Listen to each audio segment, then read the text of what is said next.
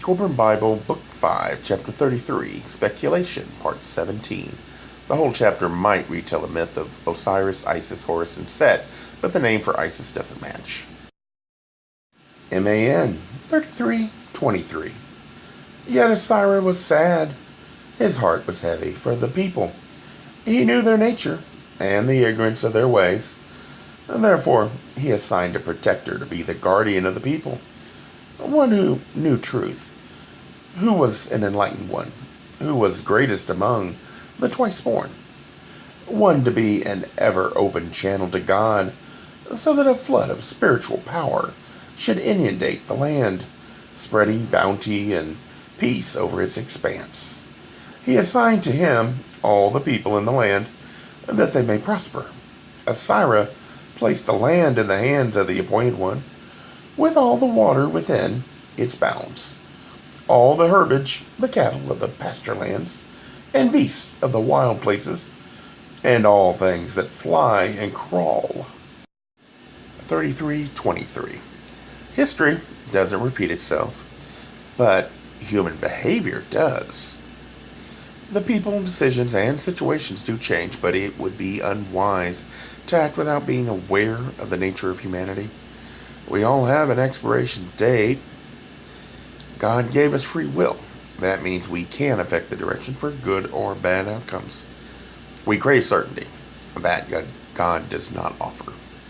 To get it, you must throw away free will and follow others who often are just better liars than you, mostly because they are arrogant enough to believe themselves. That is what Osiris is lamenting.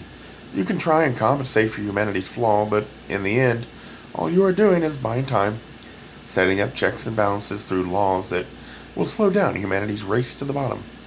During peaceful, harmonious times, humility recedes like water at low tide. This is when decisions will be made focused narrowly on what we want. Failing to understand all those protections work together.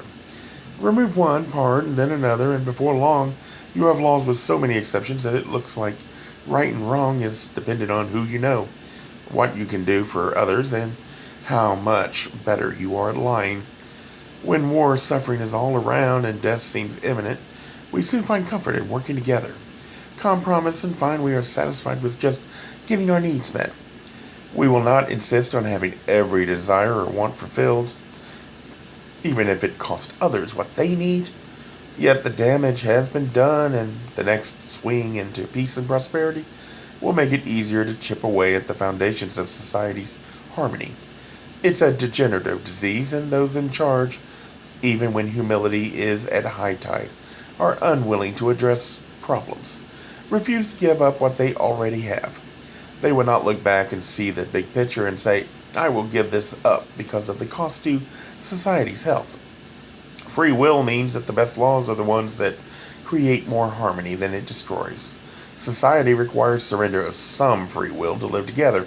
The problem always comes when those in charge become arrogant, believe they can dictate what is best, demand a high price to get it. They believe they are doing what's best and they are not asking too much, right? But it is not a kindness or charity if you demand obedience to anything you want for the things you offer but we didn't ask for.